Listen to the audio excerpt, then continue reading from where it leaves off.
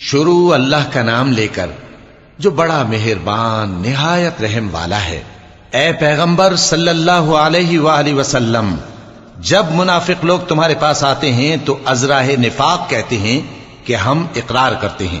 کہ آپ بے شک اللہ کے پیغمبر ہیں، اور اللہ جانتا ہے کہ در حقیقت تم اس کے پیغمبر ہو، اور اللہ ظاہر کیے دیتا ہے کہ منافق یقیناً جھوٹے ہیں۔ انہوں نے اپنی قسموں کو ڈھال بنا رکھا ہے اور ان کے ذریعے سے لوگوں کو اللہ کی راہ سے روک رہے ہیں۔ کچھ شک نہیں کہ جو کام یہ کرتے ہیں برے ہیں، یہ اس لیے کہ یہ پہلے تو ایمان لائے پھر کافر ہو گئے، تو ان کے دلوں پر مہر لگا دی گئی، سو اب یہ سمجھتے ہی نہیں۔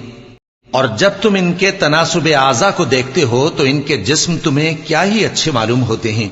اور جب یہ گفتگو کرتے ہیں تو تم ان کی تقریر کو توجہ سے سنتے ہو، گویا لکڑیاں ہیں جو دیواروں سے لگائی گئی ہیں، بزدل ایسے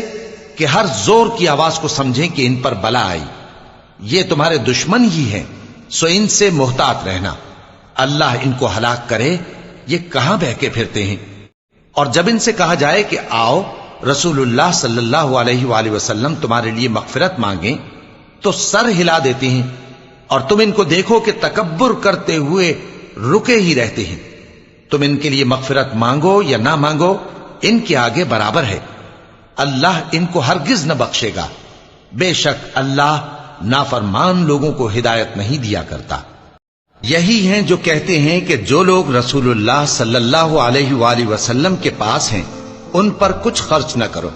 یہاں تک کہ وہ خود بخود بھاگ جائیں، حالانکہ آسمانوں اور زمین کے خزانے اللہ ہی کے ہیں، لیکن منافق نہیں سمجھتے۔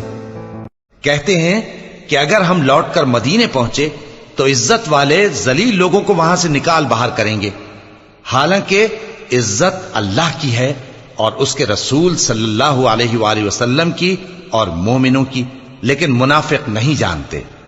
مومنوں، تمہارا مال اور اولاد تم کو اللہ کی یاد سے غافل نہ کر دے،